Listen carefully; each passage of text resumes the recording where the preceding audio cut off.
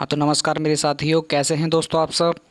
आशा करता हूँ कि आप अच्छे होंगे और अपनी आने वाली सभी परीक्षाओं की तैयारी बहुत ही मेहनत से और मन लगाकर कर रहे होंगे। दोस्तों हमने जो क्लास है बहुत ही ज़्यादा कंटिन्यू रखी है, अब कंटिन्यू हम रखते चले जाएंगे। कुछ समय में जो वीडियो आपकी नहीं आ पा रही थी उसके लिए मैं आपसे माफ़ी चाहता हूँ। कुछ काम आ गया था, इसके वजह से आपकी वीडियोस नहीं आ पा रही थी। तो आज से तुम्हारी जो क्लास हैं सारी सबकी सब प्रॉपरली आएंगी, तो कोई डरने की बात नहीं है, बस तैयारी करते रहो। और आपका जो एंट्रेंस एग्ज़ाम है आप सभी को पता ही होगा कि बहुत ही ज़्यादा जल्दी होने वाला है। तो आपका जो टाइम है बहुत ही कम रह गया है आप सभी के पास, तो अच्छे से तैयारी कर लीजिए। और ज़्यादा से ज़्यादा मैं आप सभी को ये बोलूँगा कि आप ऑब्जेक्टिव लगाया करिए कि आप जब भी किसी यूनिवर्सिटी का एग्ज़ाम देंगे तो इसमें हम देख सकते हैं कि हमें जामिया का जब हमने एग्ज़ाम दिया तो वहाँ पे हमें डिस्क्रिप्टिव लिखने को मिला था, पर यहाँ पे आप जेएनयू देखेंगे, डीयू देखेंगे, बीएचयू देखेंगे, एमयू, तो यहाँ पे हमें सारा का सारा ऑब्जेक्टिव लगाना है। 100 के 100 क्वेश्चन हैं सारा हमारा। और यहाँ पर नेगेटिव मार्किंग, और एक में नेगेटिव मार्किंग नहीं भी है और एक में नेगेटिव मार्किंग है। तो हमें सबका देख के चलना है और अच्छे जो प्रश्न करने हैं उन सभी का जो हमें स्टैंडर्ड से लेके चलना है। उसमें हमें जेएनयू, बीएचयू, जामिया और ड्यू सभी के प्रश्न देखने हैं हमें कैसे हमें करने हैं, और आने वाले सभी परीक्षाओं के लिए हमें ये कारगर सिद्ध होंगे। तो वही प्रश्नों को हम करेंगे दोस्तों। तो हम शुरू कर लेते हैं अपने फिर हम मॉक टेस्ट के लिए। तो मॉक टेस्ट ये हमारे होने जा रहा है जो कि आप सभी के लिए बहुत ही ज़्यादा महत्वपूर्ण क्वेश्चन होंगे। तो सभी क्वेश्चंस को करिए, और इसमें जितने भी क्वेश्चंस आपको बताए जाते हैं सभी ये बहुत ही ज़्यादा इंपॉर्टेंट होते हैं। लास्ट ईयर के प्रश्न होते हैं, यूजीसी नेट जेआरएफ के होते हैं, और जितने भी हमारे टीजीटी पीजीटी के एग्ज़ाम होते हैं, डीएसएसबी के, सभी के प्रश्न इसमें लाए जाते हैं और आपके लिए ये प्रस्तुत किए जाते हैं। तो दोस्तों शुरू कर लेते हैं फिर हम। हाँ तो दोस्तों सब्सक्राइब करना बहुत ही ज़्यादा ज़रूरी है। जितने भी साथी इस बार हमारे चैनल पे पहली बार विजिट कर रहे हैं तो सभी साथी से अनुरोध है कि हमारे चैनल को कर लीजिए सब्सक्राइब, क्योंकि दोस्तों ड्यू, जेएनयू, बीएचयू और जामिया से आने वाली कोई भी इन्फॉर्मेशन होती है आपको सबसे पहले प्रोवाइड हो जाती है यहाँ पर। तो दोस्तों वीडियो को लाइक ज़रूर कर दें, इसे ज़्यादा से ज़्यादा शेयर करें। ये आपकी एमए हिंदी एंट्रेंस 2021 के लिए बहुत ही कारगर सिद्ध क्लास होने वाली है। तो यहाँ से आपका जो प्रश्न है पहला शुरू हो जाता है। क्वेश्चन पढ़िए और डिमांड देखिए। इसके अंदर जो क्वेश्चंस है, क्वेश्चंस की डिमांड क्या है, क्या उसमें हमें पूछ रहा है। इसमें हमें किस विधा की रचना पूछ रहा है, तो आपको देखना है सबसे पहले क्या है। आपका पहला क्वेश्चन शुरू हो जाता है, एक बूंद साहस उछली, किस विधा की रचना है। तो विधा बतानी है इसके अंदर किस विधा की रचना है। तो हम ऑप्शन देखेंगे, यात्रा वृत्तांत, संस्मरण, रेखा चित्र या निबंध। तो सही क्वेश्चंस का सही विकल्प चला जाएगा ए, ऑप्शन नंबर ए, यात्रा वृत्तांत। नेक्स्ट क्वेश्चन है आपका, आप सभी की स्क्रीन पर आ रहा है, आलोचक के मुख से किस आलोचक के व्याख्यानों का संकलन है। क्वेश्चंस की डिमांड देखिए क्या हमसे पूछना चाह रहा है। तो इसका जो करेक्ट आंसर आपको बताना है मुझे क्या हो जाएगा। ऑप्शन देख लेते हैं, ए नंद दुलारे वाजपेयी जी, बी राम स्वरूप चतुर्वेदी जी, या सी नामवर सिंह जी, या प्रभाकर जी। तो करेक्ट आंसर बताइए दोस्तों क्या हो जाएगा। आलोचक के मुख से किस आलोचक के व्याख्यानों का संकलन है। तो ये जो व्याख्यानों का संकलन है हमारा ऑप्शन नंबर सी चला जाएगा, option number C, Namvar Singh.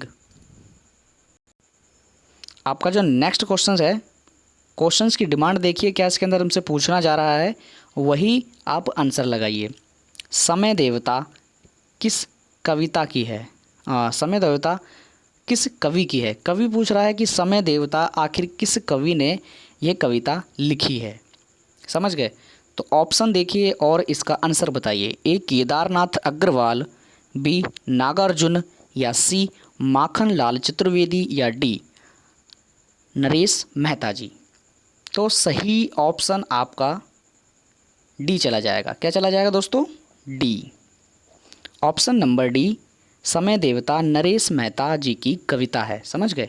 Next question की देख लेते हैं। आपका जो नेक्स्ट क्वेश्चन है हमें सभी विद्यार्थियों को लेके चलना है इसमें। ये जो आपका मॉक टेस्ट की श्रेणी होती है इसके अंदर आपको जो प्रश्न कराए जाते हैं ये जेएनयू के लिए भी बहुत ज़्यादा कारगर सिद्ध होंगे।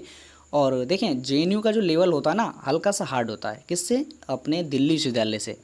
और आप सभी को ये पता ही होगा कि इस बार आपका जो बीएचयू का एंट्रेंस है काशी बनारस हिंदू विश्वविद्यालय का, वो भी इस बार एनटीए ही कराएगी, नेशनल टेस्टिंग एजेंसी।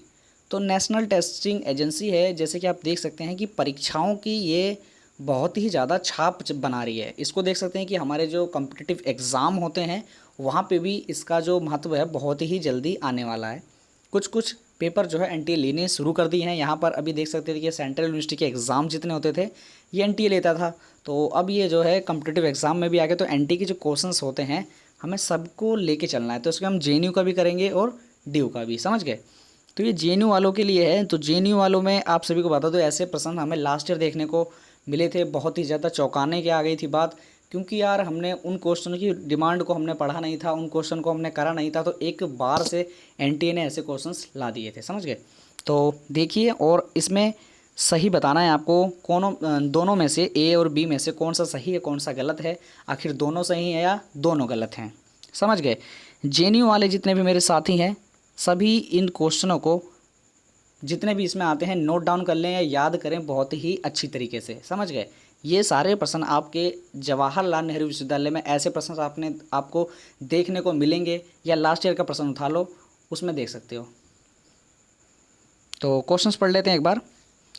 ए हैगा आपका, ब्रज भाषा में गीतात्मकता स्वाभाविक रूप से आ जाती है। बी है आपका, ब्रज भाषा में पुरुष वर्णों का अभाव है। तो इसमें आपको बताना है इसमें से आपका ए सही होगा या बी सही होगा। तो ऑप्शन देख लेते हैं, ए और बी दोनों सही हैं, या बी आंशिक सही है और बी भी सही है।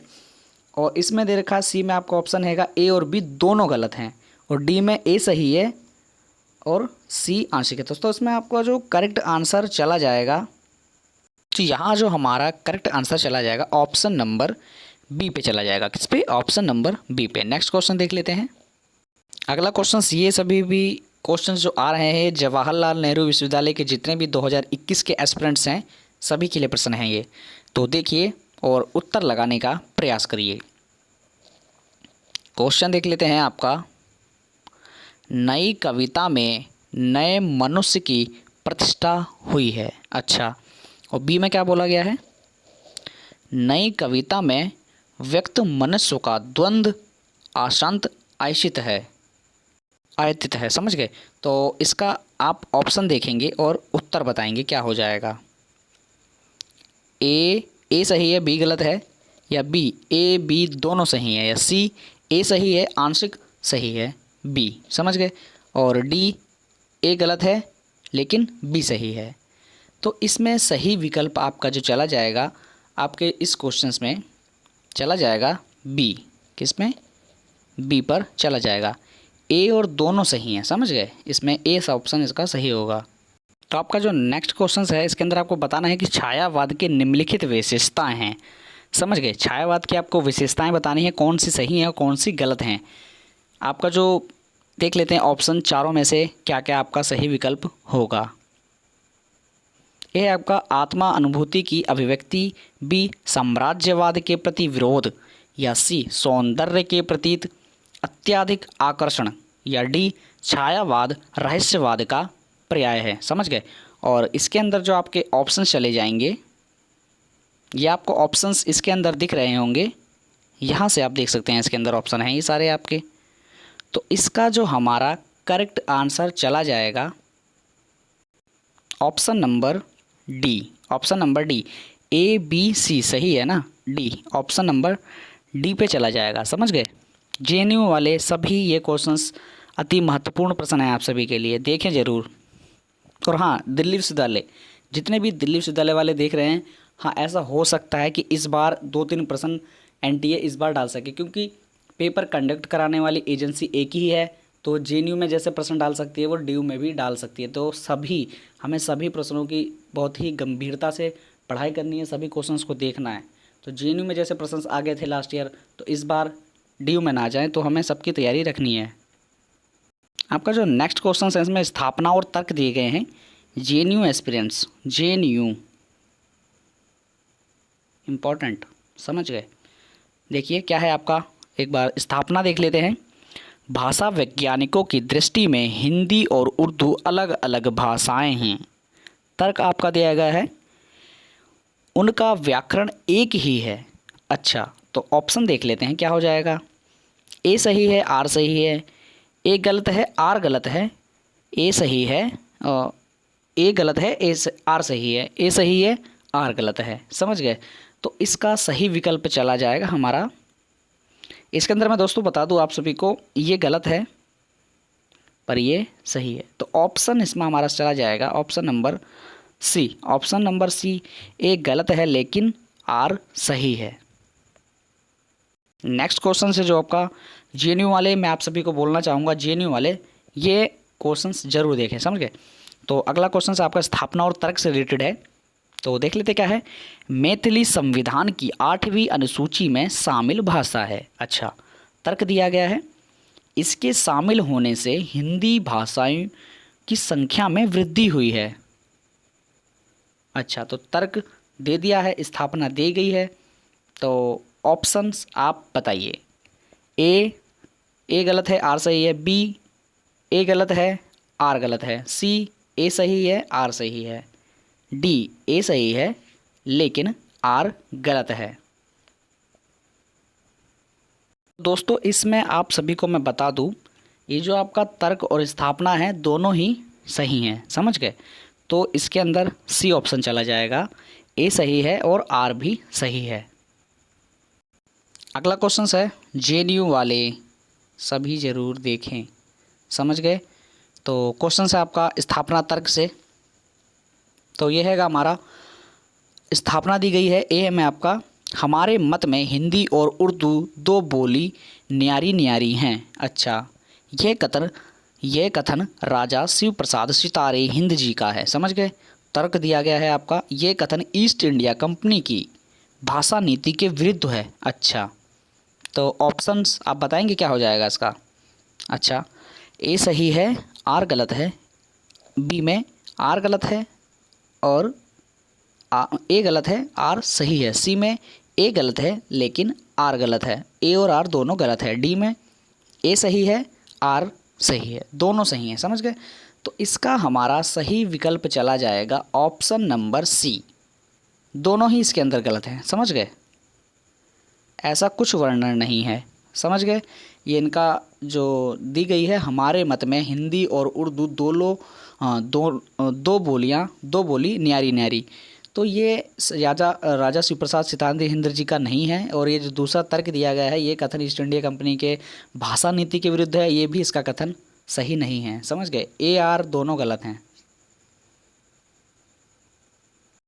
नेक्स्ट क्वेश्चन से दोस्तों आपका कृतियाँ दी गई हुई हैं, आपको लेखकों के साथ इसको मिलाना है। अगर आप एक एक कृति करेंगे, एक एक लेखक मिलाएंगे तो इसका बहुत ही ज़्यादा आप बड़ी वीडियो हो जाएगी इसमें। तो हम 3-4 कृतियाँ ले लेते हैं, उनके लेखक ले लेते हैं और सबको मिलान कर लेते हैं। इससे आपको ये भी पता चल जाएगा आपके कितने ठीक हैं और कितने गलत हैं। समझ गए। तो ऑप्शंस देखेंगे हम, A B C D 4 options हैं और 5 आपके आंसर दिए गए हैं। समझ गए। तो इसका आप बताइए क्या हो जाएगा मिलान। तो मिलान देखते हैं एक बार हम। हाँ, ए हैगा द कम्युनिस्ट मैनिफेस्टो और बी हैगा the use of poetry and use of criticism. समझ गए। और सी है आपका एल्यूजन एंड रियलिटी और डी हैगा द पोइट्रिक इमेज। तो ऑप्शंस आपके सामने हैं, इनके आंसर आपको मिलान करने हैं और मिलान करने के बाद कुछ ऐसे में आपको फिट करना है ना, कूट दिया गया है इसके अंदर, आपको इसको सही करना है। तो ए का जो ऑप्शन है उसको लगाना है, बी का जो है, सी का जो है और डी का जो है। समझ गए। तो मिलान कर लेते हैं कुछ ज़्यादा देरी ना करते हुए।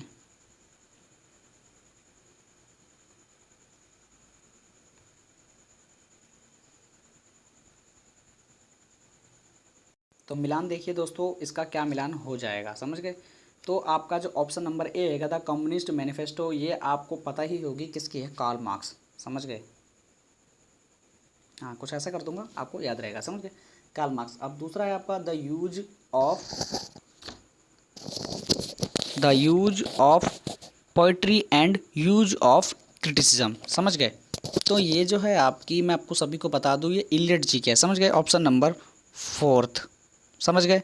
अब आपका अगला हैगा एल्यूजन एंड रियलिटी, ये आपका ऑप्शन नंबर ए कॉर्डवेल चला जाएगा। समझ गए। और चौथा है आपका द पोएट्रिक इमेज, ये लेविस जी की है। किसकी? सी डे लेविस। समझ गए, ये इसका सही विकल्प था, समझ गए। और इसमें जो हमारा इसके हिसाब से आंसर चला जाएगा ऑप्शन नंबर सी पे चला जाएगा। किस पे? Option number C. Option number C इसका करेक्ट हो जाएगा। हाँ, तो नेक्स्ट क्वेश्चन है जो आपका, इसमें उक्तियाँ दी हुई हैं और रचनाकारों के साथ इसको मिलाना है आपको, समझ गए। तो हम देख लेते हैं इसमें क्या क्या हैगा। A B C D 4 option आपको दिए गए हैं और 5 इसके आंसर्स आपको जो रचनाकार हैं दिए गए हैं। आपको मिलाना है, सिंपली कुछ नहीं करना है इसमें। और मिलान करने के बाद जैसे कि आपने ऊपर देख ही लिया था, ऐसे आपको कूट भाषा में इसको सिंपली डालना है, समझ गए। तो ए ऑप्शन आपका, गोरख जगायो जोग भक्ति भगायो लोग, समझ गए। और बी है आपका, अनबूढ़े बूढ़े तीरे जे बूढ़े सब अंग। और सी है आपका, अति सूद हो स्नेह को मार्ग। और डी है आपका, बसो मेरे नैनल में नंदलाल। तो इसमें हम डायरेक्ट इसके जो मिलान हैं करते चले जाएंगे कि क्या इसका मिलान हो जाएगा। जौन सा भी आपको सबसे पहले याद हो आप उसी से मिलाना शुरू कर दें।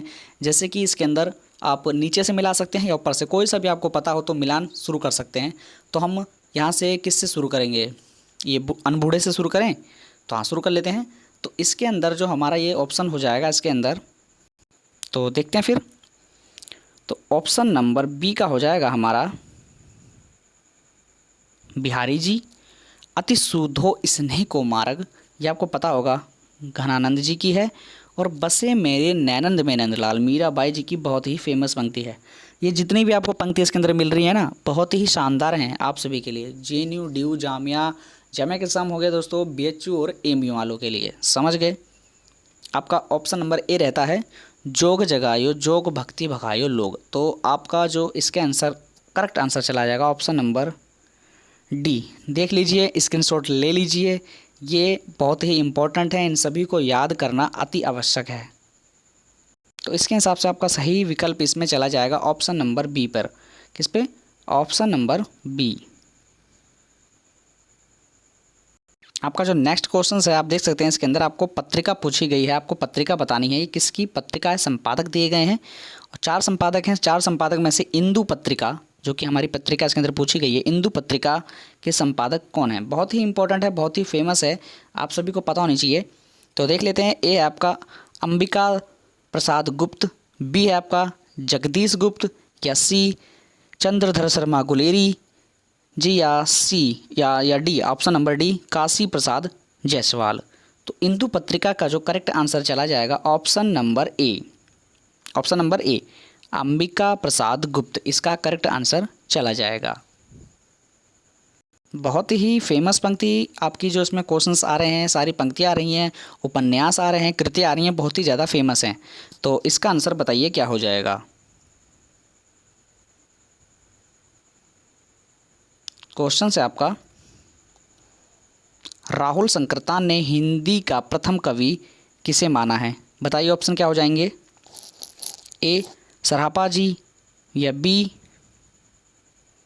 बी पुष्य जी, या सी शालिभद्र सूरी जी, या डी स्वयंभू जी। तो करेक्ट आंसर इसके अंदर हमारा चला जाएगा option number A. Option number A, option number ए इसका सही विकल्प चला जाएगा। राहुल संकृत्यान ने हिंदी का प्रथम कवि किसे माना है? सरापा जी को माना है। नेक्स्ट क्वेश्चन है आपका, बहुत ही महत्वपूर्ण प्रश्न है आप सभी के लिए। अनुमितिवाद के प्रतिष्ठाता कौन हैं? तो ऑप्शन इसके अंदर आप सभी को पता होगा, मुझे बताने की ज़रूरत नहीं है। Option number C, option number C correct हो जाएगा। ऑप्शन नंबर सी, समझ गए। नेक्स्ट क्वेश्चन है आपका, पंक्ति दी हुई है, आपको बताना है ये पंक्ति किसकी है। एक बार पंक्ति देख लेते हैं हम, क्या है हमारी पंक्तियाँ। विश्व जन की अर्चना में नहीं बाधक था इस व्यष्टि का अभिमान। किसकी पंक्ति है? ए भारत भूषण अग्रवाल, या बी आज्ञा जी, या सी नेमीचंद्र जैन जी, या डी त्रिलोचन जी। तो इसका सही विकल्प चला जाएगा हमारा ऑप्शन नंबर बी। विश्वजन की अर्चना में नहीं बाधक था इस व्यष्टि का अभिमान, ये पंक्ति अज्ञ जी की बहुत ही ज़्यादा फेमस पंक्ति हैं। नेक्स्ट क्वेश्चन है दोस्तों, आपको इसके अंदर मिलान करना है, बहुत ही ज़्यादा फेमस है। इन क्वेश्चनों को जितने भी आप मैं इसमें करा रहा हूँ, आपके ये ड्यू में बहुत ही ज़्यादा देखने को मिलेंगे। मैंने आप सभी को बोला था जामिया की तैयारी बहुत बढ़िया से करना, जितने भी मॉक टेस्ट मैं आपको करा रहा हूँ ये आप सभी के लिए बहुत ही ज़्यादा इंपॉर्टेंट होंगे। तो जैसे कि मैंने जब जामिया का पेपर देखा, मैंने उसके अंदर जो अपने ऑब्जेक्टिव क्वेश्चंस आए, हालांकि मैंने डिस्क्रिप्टिव की भी तैयारी नहीं कराई थी, तो डिस्क्रिप्टिव के लिए मैं कुछ नहीं बोलूँगा, पर ऑब्जेक्टिव की मैंने आप सभी को मॉक टेस्ट कराए थे, सब चीज़ कराया था। मैं आपको बोलूँगा 40 प्रश्न आए थे, 20 प्रश्न ओनली हमारे मॉक टेस्ट में से थे, समझ गए। यही सारे नॉर्मल क्वेश्चंस आते हैं, कोई अलग से क्वेश्चंस नहीं बनता, केवल रिपीटेड क्वेश्चंस बनते हैं, उनको बहुत अच्छी तरीके से याद करना होता है। तो 40 क्वेश्चंस आते हैं जामिया में ऑब्जेक्टिव में, उसमें से भी 20 हमारे मॉक टेस्ट में आ गए। और इतने मॉक टेस्ट हमने कराए भी नहीं, तो उस समय केवल हमारे 10 बजे तक कुछ मॉक टेस्ट हुए थे। तो 10 में से आप अगर आपके 20 भी क्वेश्चंस कराए जा रहे हैं तो 200 क्वेश्चंस हो गए। तो 200 में से अगर आपके 20 भी आ जाते हैं क्वेश्चन ठीक, तो क्या बात है, बहुत बढ़िया की बात है यार। 40 में से 20 क्वेश्चंस आ जाएँ तो बहुत ही ज़्यादा शानदार बात है ना। तो इसका बताइए क्या आंसर हो जाएगा। तो यहाँ पे आपको मिलान करना है, सिंपली कुछ नहीं करना, मिलान करना है।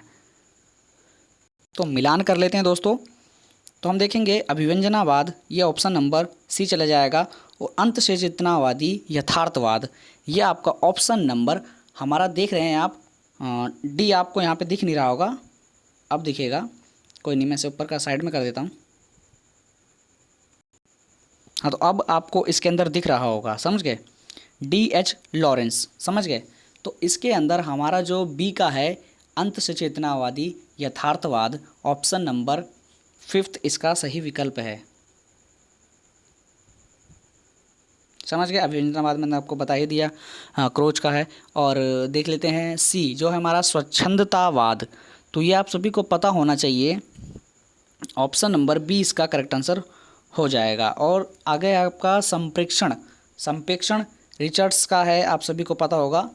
तो यहाँ हमने ये मिलान कर लिया। अगर हम एक एक करके इन करते तो बहुत ही ज़्यादा बड़ी वीडियो आती, तो 4 हमने कर लिए और चारों के चारों हमने बहुत ही शानदार तरीके से कर लिए इसमें। तो इसके अंदर जो आपका करेक्ट आंसर चला जाएगा ऑप्शन नंबर डी पर चला जाएगा, किसमें, option number D. Next question है आपका, उपन्यास दिए गए हैं, उपन्यासकार दिए गए हैं, मिलान करना है और सही विकल्प लगाने हैं। 5 आपको उपन्यासकार दिए गए हैं, 4 ही आपके उपन्यास हैं, 4 उपन्यास 5 उपन्यासकार, मिलान करिए बहुत ही शानदार तरीके से। तो मिलान करते हैं सभी हम। तो देखते हैं अपना, हम पहला हैगा पुनर्वास जो कि हमारा हजारी प्रसाद द्विवेदी जी का, समझ गए।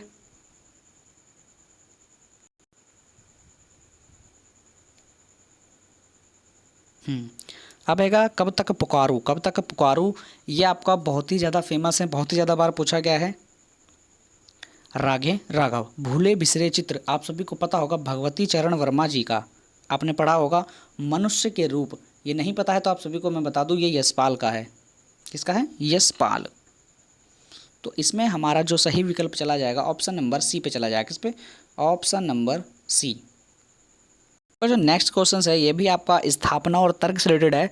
मैंने इसके अंदर आपको 4 से 5 आपको स्थापना तर्क करा दिए गए हैं। तो आगे जो आपके मॉक टेस्ट आने वाले हैं इसमें आपको मैं कथन निष्कर्ष वाले भी दूंगा, समझ गए। तो यहाँ आपका जो क्वेश्चन है बताइए क्या हो जाएगा। स्थापना दी गई है आपको, प्रेमचंद ने साहित्य में मनुष्य के स्वत्व का अन्वेषण किया है। और तर्क है आपका, प्रेमचंद की रचनाएं काल्पनिक हैं।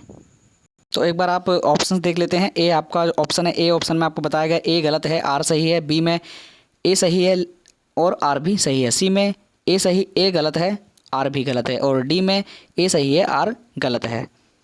तो इसका हमारा जो सही विकल्प चला जाएगा ऑप्शन नंबर डी पे चला जाएगा। ए सही है पर आर गलत है।